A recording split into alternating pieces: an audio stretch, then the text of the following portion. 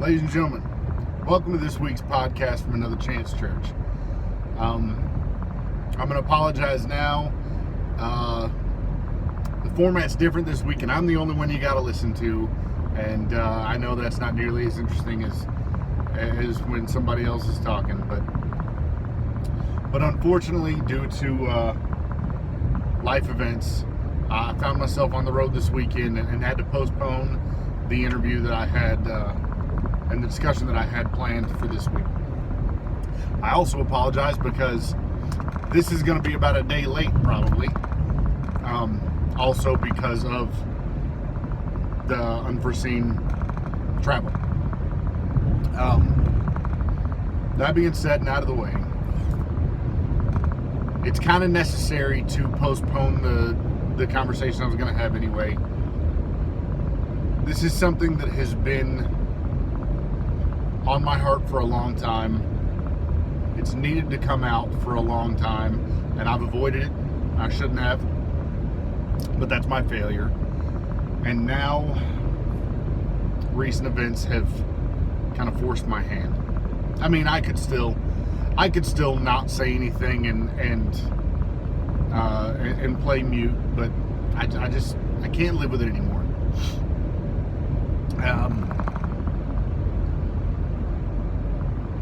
The country's in an uproar over the events surrounding George Floyd's death. And we were just in an uproar over the Arbery case in Georgia, and there's a lot of parallels that can be drawn here. But the focus is, for me, for this topic, is going to be what's going on right now, based on that. And it's Friday afternoon. This is pre-recorded, so I want you to know when it's happening. It's Friday afternoon. I first heard about the case on Wednesday morning. One of the first things in the morning, I saw the video.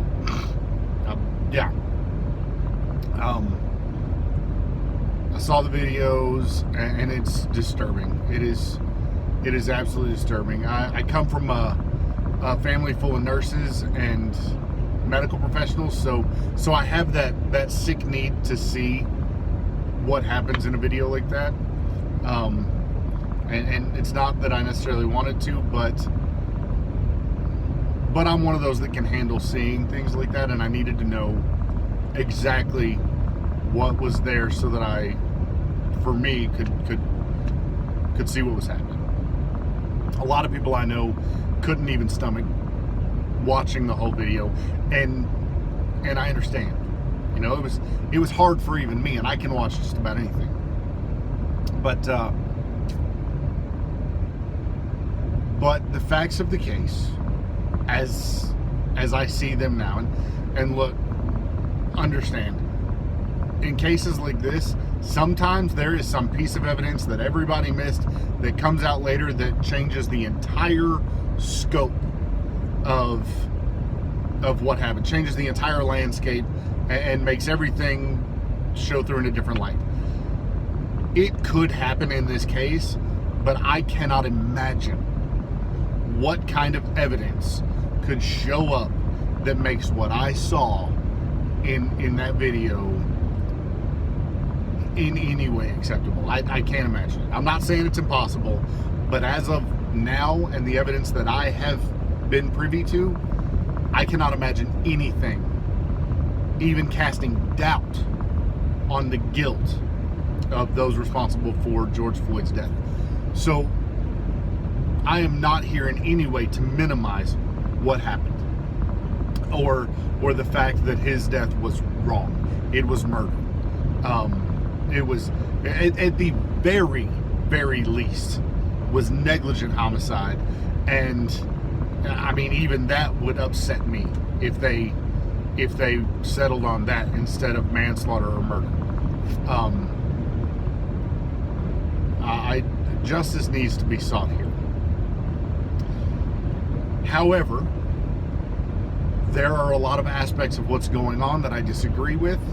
I have already been labeled by some a racist because I won't condone a lot of the attitudes and the things that are going on right now. And I expect it to happen more. I expect this video to probably carry some of that with it. And if you're one of those people that can't hear what I'm saying and just considers me racist because I disagree with you, well, I'm praying for you, because you need to open your mind some. You need to look for truth, and that's what I'm here to talk about. And the first truth that I want to discuss is I see no reason that man lost his life. There was no justification that I can see in anything that happened.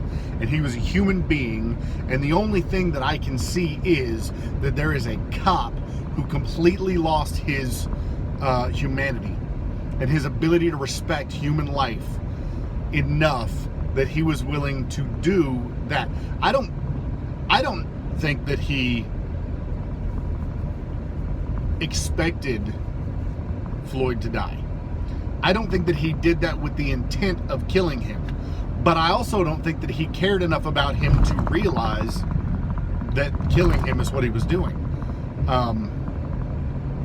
And on watching it, what I see, and this is not, I'm not saying this is factual. This is what I see based on having a background in security and corrections, based on having dealt with some pretty extreme situations, some of which I had to subdue and contain inmates. I've had to be in positions very much like that officer was in, and so I know how it affects me to be in that position, and I was always one of those guys who was, kind of wanting something exciting to happen. And so I know that in a situation like that, let's just assume for a moment, and I didn't see any evidence of this, but let's assume for a moment that the reason that Floyd was put on the ground like that is because he resisted, is because he fought back, and they felt a need to take him down instead of putting him in the car. They felt that there was an actual need to take him down and put him on the ground. Okay, if that were the case, the demeanor that cop had in the video was one of an officer that has been through that many, many times. He did not look shaken. He did not look like he was suffering the effects of an adrenaline dump. He did not look like he was concerned with safety or relieved that the situation was over. He just looked cold. He looked like this was a routine thing that he's been through 1,000 times. And let me tell you, it would take several hundred times of dealing with a situation like that to become that calm when it happens. I've dealt with it. I know the effect it has on a body. So and that too tells me that I don't think there is evidence of Floyd struggling or resisting or fighting back. I believe that what happened to him happened because the cop was badge heavy and he wanted to assert his dominance in the situation. And I believe that part of what caused him to maintain that improper hold and ultimately kill Floyd was him flexing for the cameras in the crowd, if you will. I believe he saw that they were filming and that they expected that filming to intimidate him, and he was going to show them that he had the power. He didn't have to back off. He was doing what he was doing because that's his job. That's what I believe. That is all conjecture, and that is, I'm absolutely reading into the situation. I'm not presenting that as fact. That's just what I feel from the video.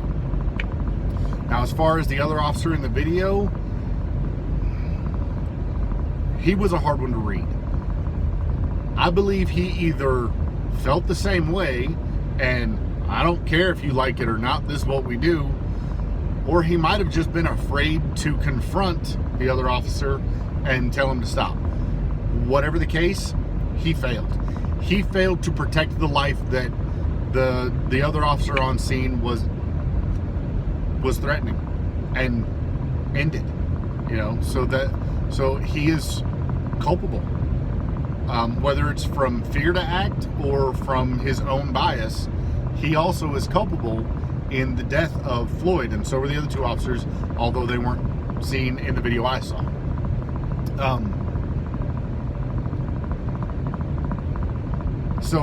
That's the first set of facts I want to deal with. A man died, and it sure don't look like there was any reason that he should have. I can't see anything in the footage that suggests that he did anything worthy of death. He was in handcuffs. It would have been extremely hard for a man in handcuffs to be a threat to the life of 4 armed and body armored cops. So, like I said, there could be evidence that changes the landscape, but I cannot imagine what it might be, and I don't really think it's there. So here's what I want to get to. First of all, the evidence in those videos absolutely shows a crime. I believe that. It does not support that crime is race motivated. It's an easy assumption to make. White cop kills black man. It's easy to assume that was racially motivated. But it's not supported with any evidence. That is a narrative that we built in. And when those protesters showed up to protest the racial mistreatment of Floyd, they showed up to protest in error. Now, it may end up that the evidence does point to it being racially motivated. That could be the case. I'm not saying it wasn't. I'm saying at this point, and at the time that the protesters showed up, what we decided was the cause is not proven to be the cause. We created a racial tension that is not supported by evidence yet. And that is wrong. And that has led to more problems than what we ever would have had we just treated the original incident correctly. Now, still, the officers needed to be dealt with. They need to face justice. Something needs to be done to correct this. The public can never trust them again. Even if they're found not guilty somehow, the public can never trust them again. They can never wear a badge again. It just can't happen. But we made a huge leap into deciding what was in that man's heart and in that man's mind to cause him to take this life. We decided we knew what it was when we don't have evidence to support it. And that has caused an uprising behind a narrative that is not supported. But what it does is further instills the race narrative and the race hatred in this society. When it is known that race was the cause, absolutely it needs to be brought to light and held, and the people need to be held accountable. Racism needs to be exposed everywhere it exists. Absolutely. But this case does not hold the evidence at this point to say it was a race-related killing. That cop may have treated everybody that he dealt with the same way. He may not care about skin color at all. It may be the fact that I'm a good guy, you're a bad guy, and I'm better than you. He may have just had a bad attitude toward everybody. We don't know that. We don't know what motivated him in this case. We don't know it was skin color. But we decided it. Because the real bias is us. And I know that's hard to hear. I know that's hard to deal with. But we have been so hypersensitive to the assumption of racism that we have overcorrected into labeling everything racist the moment it involves a situation that could be seen that way. So the moment the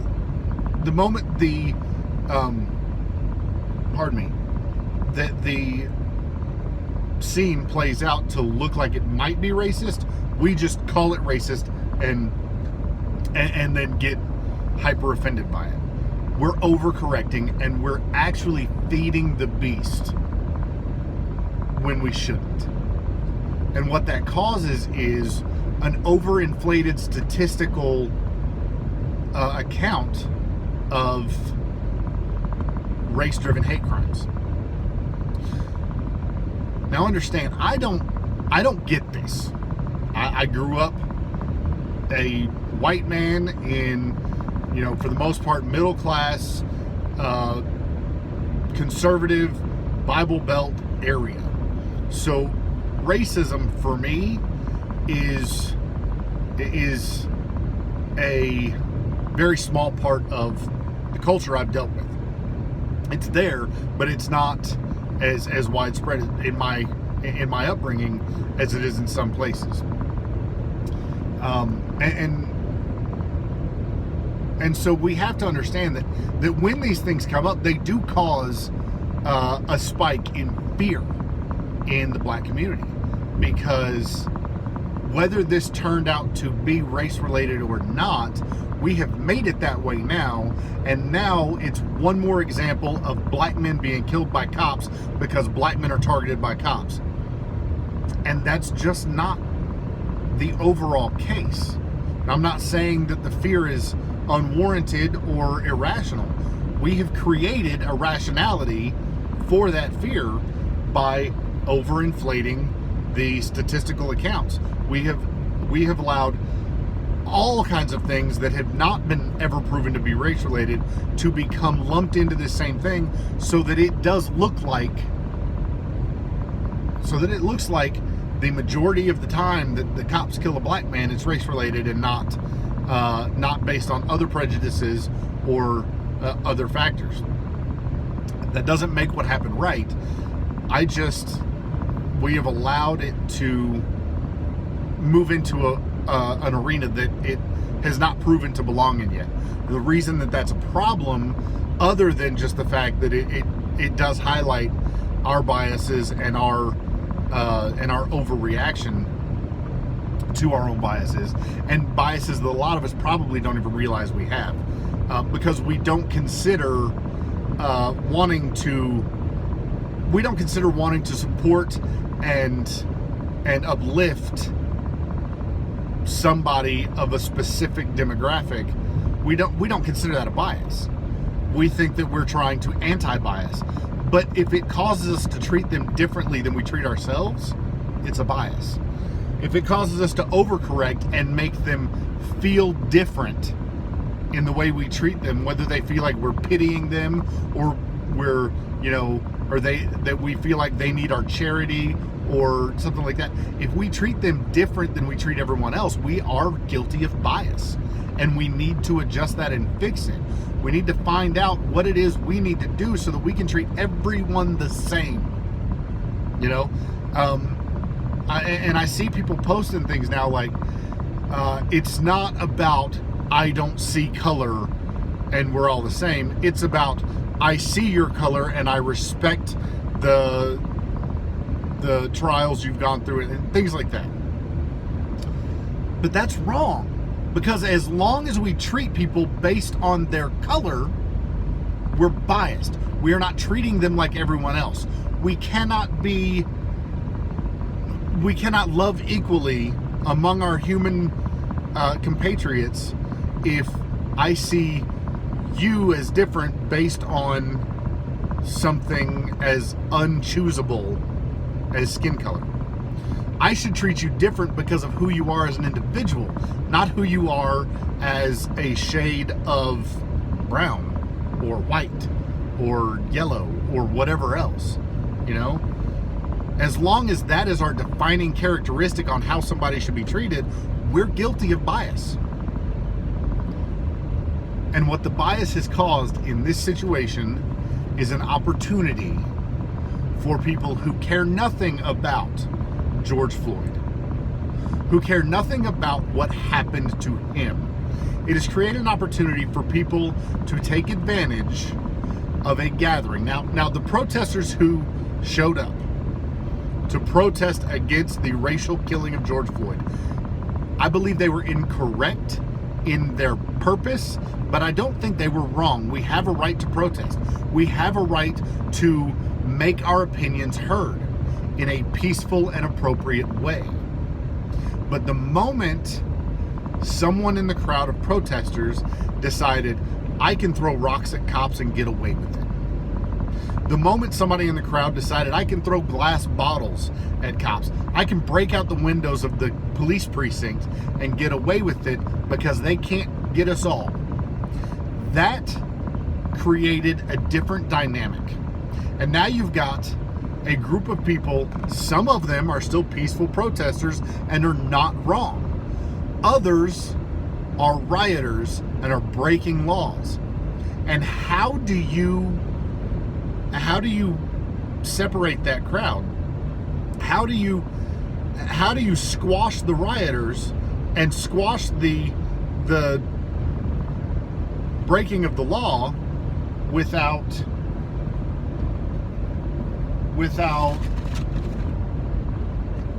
stepping on the peaceful protesters, the ones that are exercising their rights appropriately? You just can't. You can't crowd control specific people. That's specific people are not a crowd. You cannot react to people in a crowd without affecting the crowd. The only way to do it is if the peaceful protesters leave and leave behind only the rioters. And I believe that most of the peaceful protesters, when they saw the riot starting, probably did just that. Most of the law-abiding, respecting citizens that were making their voice heard and then saw somebody else stepping all over the situation just so that they could express their hate, I believe they probably left. But some of them probably didn't. Some of them probably were involved, unfortunately. But once it turned into a riot, those same police, not the same 4 officers, but that same police force had a social obligation, had a community obligation to react, respond, and try to stop that riot using the tools that they have for crowd control, which includes tear gas and pepper spray and rubber bullets and things like that. And everybody wants to scream and cry about how the cops tear gas peaceful protesters. No, the cops tear gas rioters. Unfortunately, there may have still been peaceful protesters there, but the rioters caused the situation to escalate. When they started spray painting cop cars and breaking out windows and throwing rocks at cops, they escalated the situation. It is not the police force's fault that it became riots. It is the fault of those who broke the law.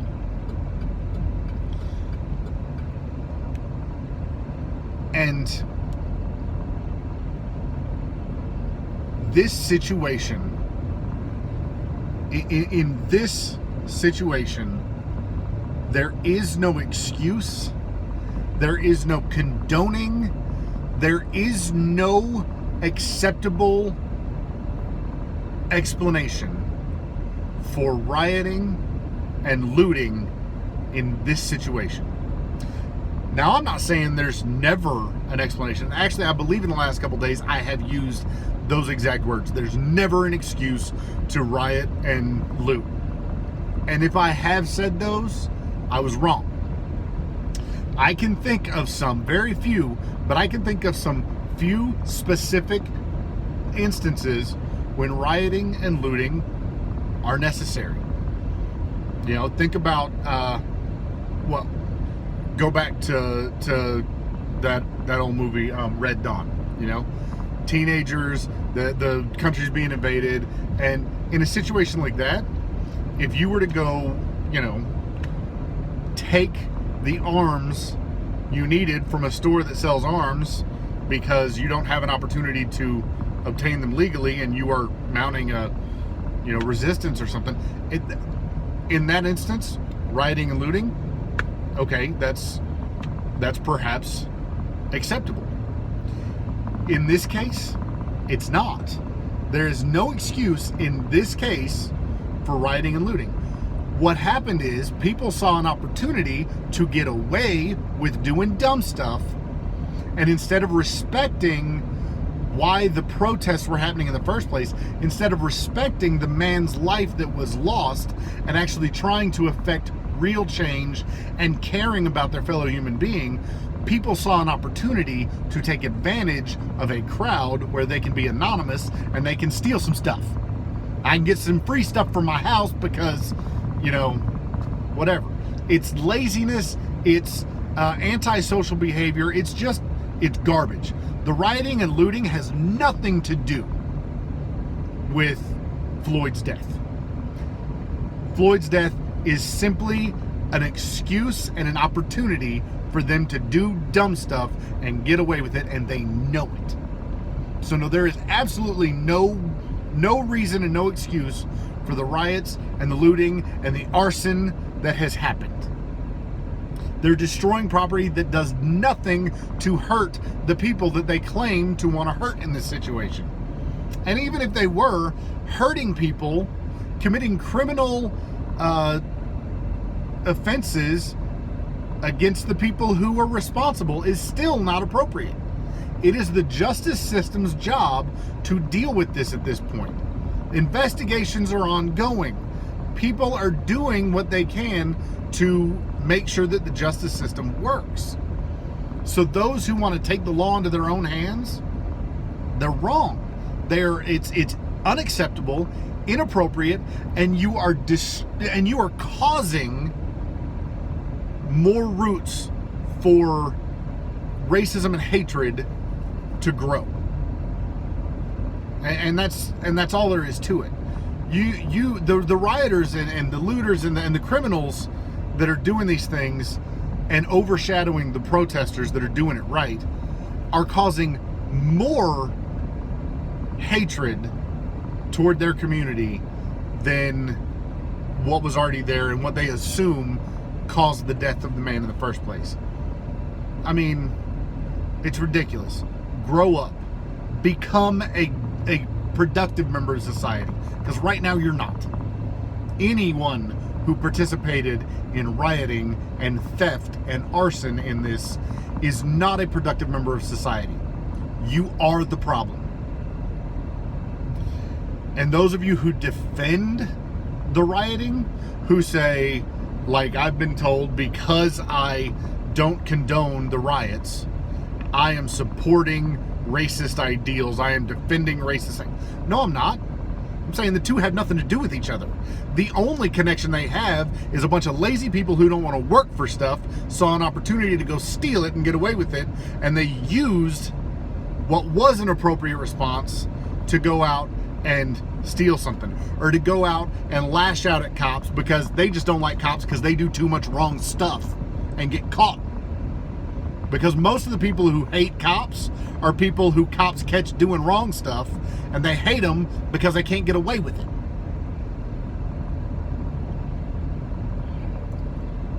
I did not intend to get quite so passionate about that.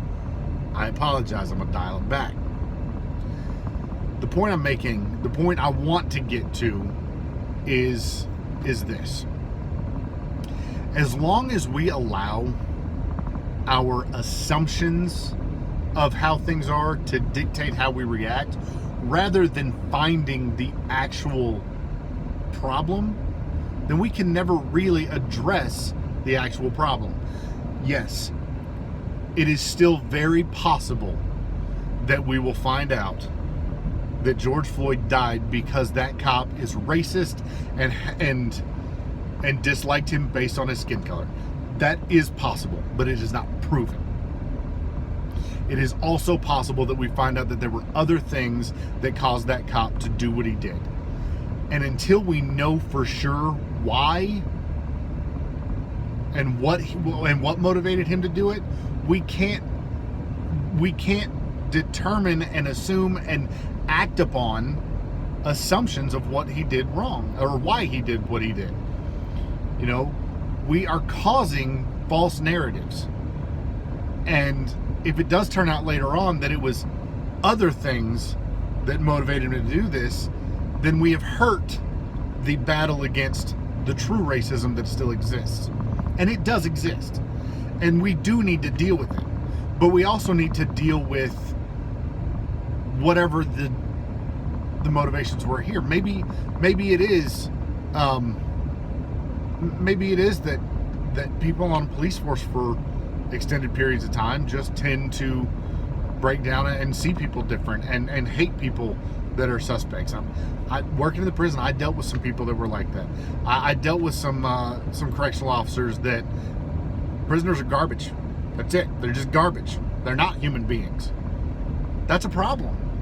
But it wasn't because they were racist. It's because I'm a guard, I'm a correctional officer, and they're a prisoner. I'm a human, they're not. And that may be the problem that this guy was facing. But we can't deal with that if we hang everything on the wrong topic. And when we react like that, we're essentially allowing our own hatred to guide us. Because we don't see it as wrong, but what we're doing is, I hate the hate. And that doesn't fix anything. You can't destroy hate with hatred. It doesn't work. You have to love those that are trapped in their hatred. We have to be able to love past what we think is wrong with someone or what we know is wrong with someone. We've got to be able to love past that. To that end, most of you are not going to like what I have to say, but we, as the general public, and especially those of us who call ourselves Christians, the next step that we have to take if we want to be any kind of positive influence in this is that we have to find a way to forgive the officers for what they did. Now, I'm not suggesting that they shouldn't face the consequences. We have a criminal justice system for a reason, and they're already being pursued by that system. And that's how life works. You do a dumb, you're probably going to pay for it. So I'm not saying that we should absolve them of what they've done. What I'm saying is we need to forgive them. We need to try to understand what it is that caused them to be in such a state that they are willing to watch a man die with just cold, callous demeanors like they did. And if we're not interested in why, then we can't reach out to them and love them and try to help them. And those are souls. That's 4 other souls that God loves. And that's what we're to do, is we're to love like God loves. That's also, and I don't know their family situations or anything like that, but that's also 4 children whose parents are probably going to lose them to the prison system. That's 4 potential wives who, I don't know if they were all male, but just for the sake of argument, that's 4 potential wives that are going to lose their husbands to the prison system. 4 sets of kids that are going to lose their fathers to the prison system. We need to love those families enough to want to reach out and make sure that they are taken care of. We should love those men enough to want to try to help them work past whatever hatred and screwed up thing is in their heart to cause this. We need to love the family of George Floyd enough to make sure that they are taken care of through this. What we don't need is to riot and burn down buildings and hate and breed more hate and breed more hate. We're not helping anything with the way we are currently reacting. We're not. We're just feeding the beast of racism and ignoring anything else that might have been the cause of this. And nobody's benefiting at all. Nobody's going to learn anything from this. Nothing's going to get better from this if we continue on the path we're on. Let's take the time to find out what really caused a man to lose his life. Then let's address the issue. Whether it's racism or something else. Then let's get down to it and see if we can't create change. But we got to create change through love. Hate's not going to do it. I love you guys. I hate no one. I do realize that we are all subject to bias, myself included, and I try to recognize it when it comes up. I try to recognize it and work on it. Because I'm not above it. I'm not perfect. None of us are. But let's stop letting it control us, and let's start working on the plank in our own eye so that we can see the speck in our brothers and sisters. You guys have a blessed day, and I'll see you again next week with a guest so that you don't have to just listen to me. I'll do it nice for you. I love you. Take care.